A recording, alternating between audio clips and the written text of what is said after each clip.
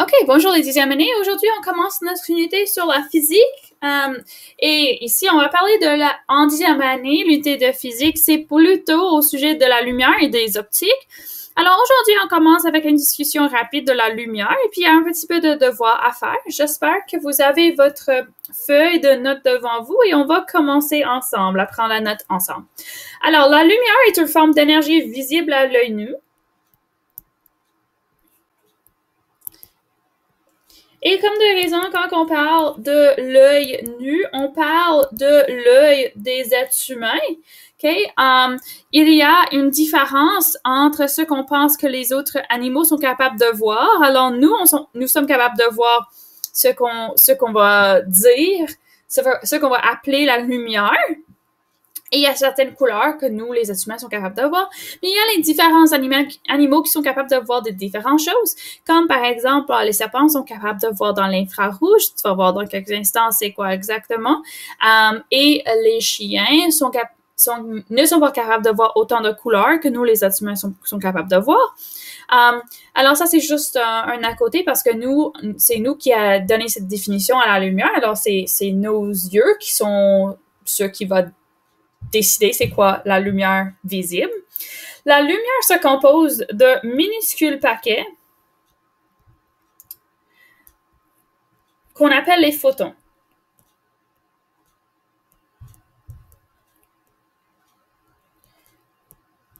Et les photons sont capables ou agissent vraiment comme les ondes et les particules, tous les deux. Alors, c'est pas seulement les ondes, ce n'est pas seulement les particules, mais c'est les ondes et les particules ensemble, ils ont des propriétés des deux différentes choses. Okay? Et à côté, vous voyez que ça, c'est juste un exemple d'une onde. La lumière peut se propager dans le vide. Okay? En anglais, ça, c'est the void. Et c'est un espace vide sans importance. La lumière visible, sans importance dans le fait que c'est pas, il n'y a pas de comme matière présente dans le vide, okay? C'est juste vide. La lumière visible n'est qu'une petite partie des spectres d'ondes électromagnétiques.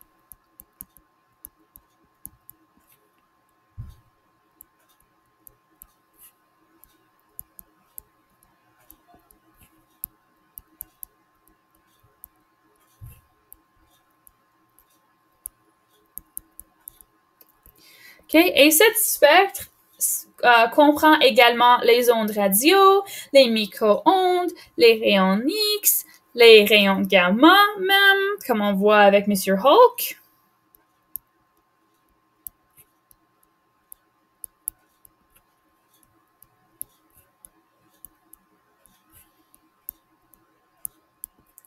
Mais je crois que tout le monde, probablement, presque tout le monde a un micro-ondes chez vous et vous n'êtes pas capable de voir les ondes qui sortent du micro-ondes ou qui sont utilisées à l'intérieur du micro-ondes. Pas comme la lumière.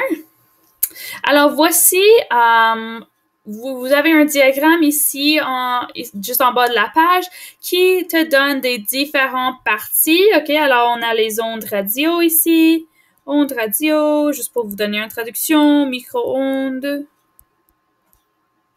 infrarouge, lumière visible, lumière ultraviolette, rayons X et les rayons gamma. Okay? Alors, on va répondre aux questions rapidement ensemble. Quelles sont les ondes les plus longues du spectre? Okay? Et si vous allez juste un peu en haut, je vais pas aller là parce que je veux pas perdre l'image quand que je vous parle. Mais voyez comment ça, c'est une onde. Et on est capable de mesurer la distance entre les deux crêtes et ça, c'est ce qui va déterminer la longueur de l'onde. Alors, ici, les ondes radio sont les plus longues. Quelles sont les ondes les plus courtes? Les rayons gamma.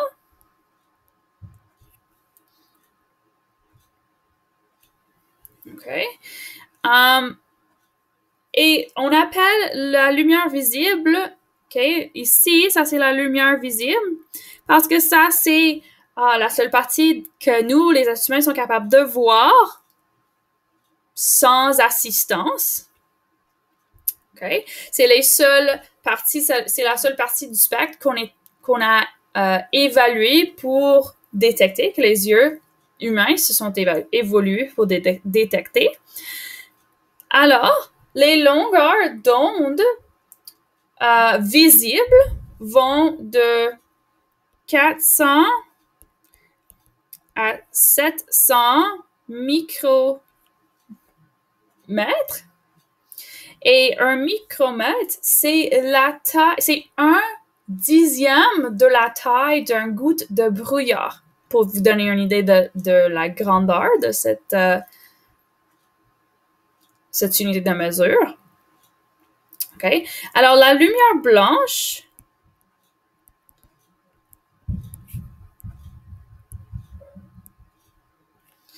peut être divisé pour créer le spectre visible, ou c'est ça qui est divisé. Alors, si vous avez regardé la vidéo de Allo Prof, vous avez vu comment on est capable de diviser la lumière blanche pour créer un spectre si on utilise un prisme. Et donc, on sait que à l'intérieur, si vous voulez, à l'intérieur de la lumière blanche, il y a toutes les couleurs de la lumière visible. Et toutes les couleurs de la lumière visible sont les suivants: rouge, orange, jaune, vert, bleu, indigo, violet. Et en anglais, si vous êtes quelqu'un qui s'intéresse dans les électroniques, vous avez peut-être entendu Roy G. Biv. Ça, c'est l'acronyme en anglais pour les mêmes couleurs que moi je viens de vous donner. Alors, si on parle en termes de longueur d'onde, okay, vous pouvez regarder aussi sur le diagramme pour déterminer. Mais quand on est comme vers le rouge, ça, c'est où on voit les ondes qui sont plus longues.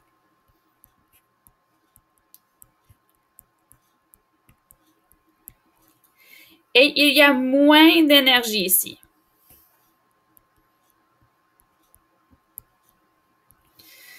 Tandis que vers le violet, les ondes sont plus petites.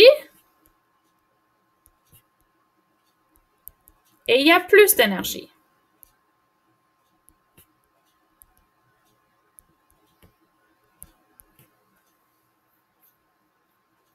OK. On continue. Alors, ça, c'est un peu au sujet des propriétés de la lumière. Qu'est-ce qui est exactement la lumière? Et maintenant, on passe à une discussion de comment la lumière se produit-elle.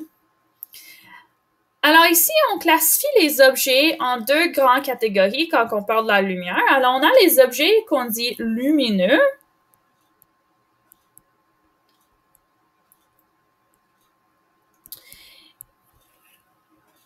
Et les objets lumineux sont capables de produire son propre lumière. Okay. Ici, les exemples sont le soleil, une lampe. Okay. Ça peut être, ça ne doit pas être naturel pour être lumineux, mais au moins que ça produit sa propre lumière. Les objets non lumineux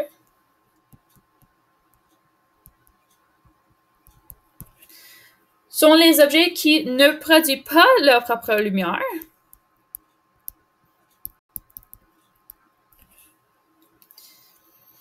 Et la façon qu'on est capable de les voir, c'est parce qu'ils reflètent la lumière qui est émise. OK?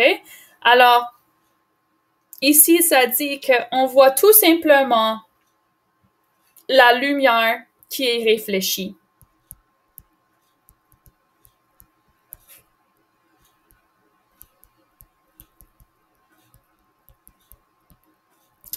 Et la majorité des objets sont non lumineux.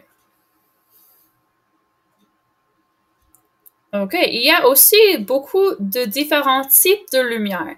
Alors, si on commence avec l'incandescence, ça, c'est une émission de lumière qui résulte d'une température élevée.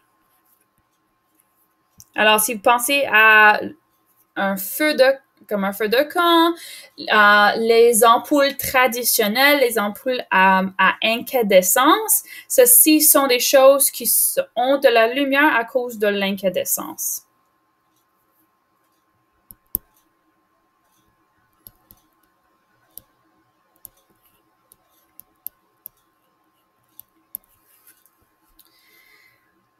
OK.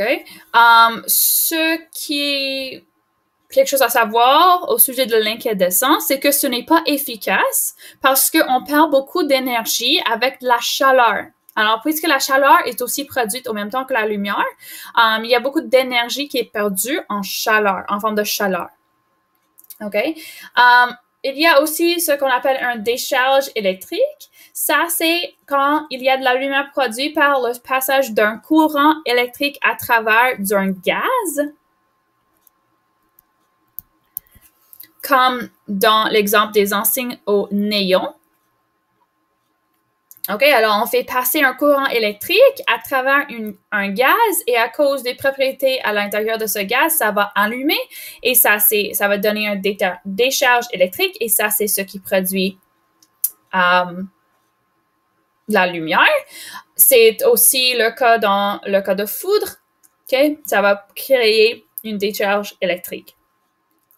Phosphorescence, c'est un processus par lequel l'énergie de la lumière ultraviolette est absorbée par un matériau spécial qui va ensuite libérer lentement cette énergie pour une période de temps sous forme de lumière visible. Okay? Et ça, c'est le fameux lueur dans l'obscurité, glow in the dark. Okay? Quand tu as quelque chose qui est vraiment glow in the dark, vous savez que vous avez besoin de le laisser dans le soleil, okay? Dans la lumière ultraviolette, pour que ça fonctionne après. Comme quand tu vas éteindre les lumières, tu vas fermer les lumières, ensuite tu vas être capable de voir votre bâton ou objet qui est fait d'un matériel qui va le laisser briller après que les lumières sont fermées. Alors, vous savez que tu dois la laisser dans l'ultraviolette pour que ça fonctionne et ça va fonctionner pour une période de temps assez long. Ça, c'est la phosphorescence. OK? Alors, ça absorbe la lumière ultraviolette et puis ça le libère lentement. La fluorescence, ça, c'est essentiellement la même chose que la phosphorescence, sauf ça libère immédiatement la lumière ultraviolette.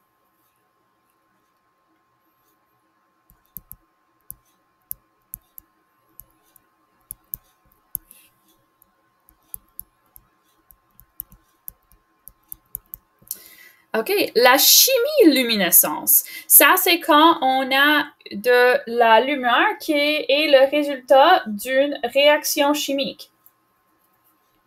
Comme dans le cas des bâtons luminescents.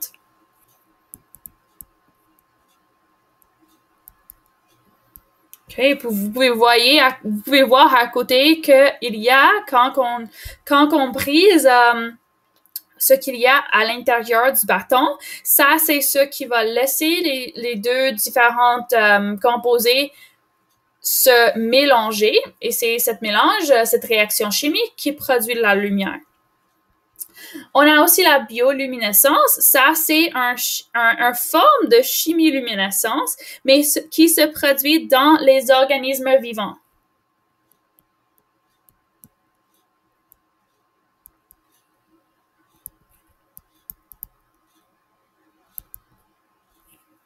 Comme les lucioles ou les baudroies. Triboluminescence, ça, c'est quand on génère de la lumière lorsqu'un matériel est séparé, déchiré, rayé, écrasé ou frotté par des... et ce qui arrive quand on fait ces choses à cette matériel, on cause la rupture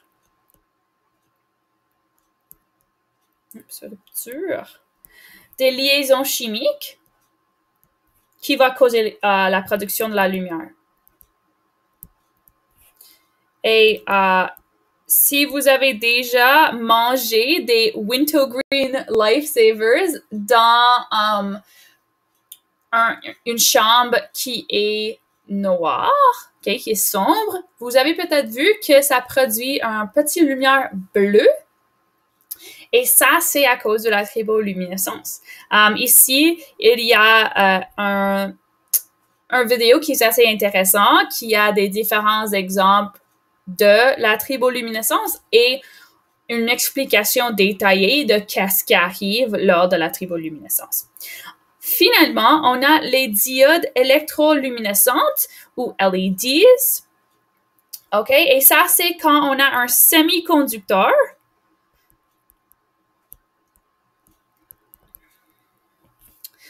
Ça devrait vous dire quelque chose de 9e année, qui émet de la lumière en réponse au passage d'un courant électrique.